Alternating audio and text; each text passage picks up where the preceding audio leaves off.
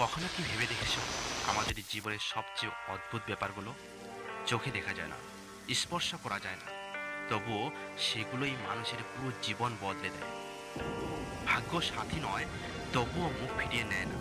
শোনো, ভাগ্য কাউকে ধরে টেনে নেয় না, কিন্তু কেউ পড়ে গেলে ভাগ্য আবার ওঠার সুযোগটাই ঠিকই দেয়।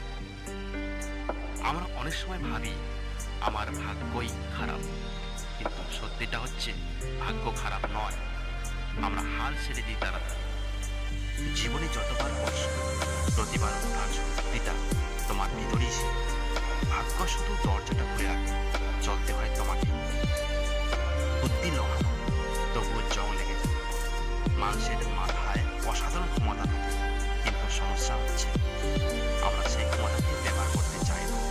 ঘন্টার পর ঘন্টা মোবাইলে, সোশ্যাল মিডিয়ায় অন্যের জীবন দেখে সময় নষ্ট করি, কিন্তু নিজের ভবিষ্যৎ গড়ার জন্য একটা ছোট চেষ্টা, একটা ছোট পদক্ষেপ সেটুকুও করি না।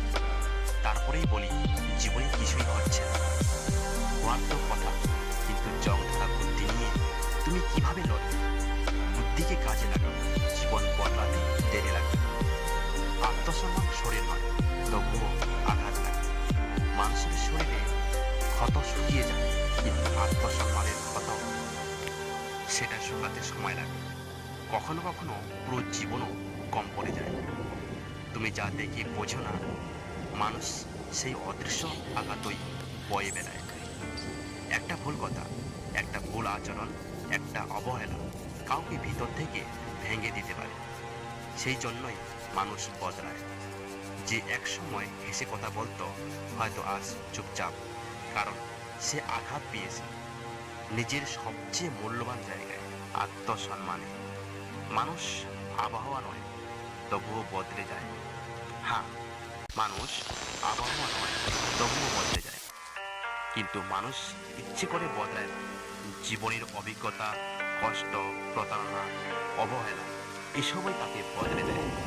কখনো রাগ করে বদলায় না, বাঁচার জন্য বদলায়, নিজেকে সামলানোর জন্য বদলায়, আর কখনো কখনো নিজেকে বাঁচিয়ে রাখার জন্য বদলায়।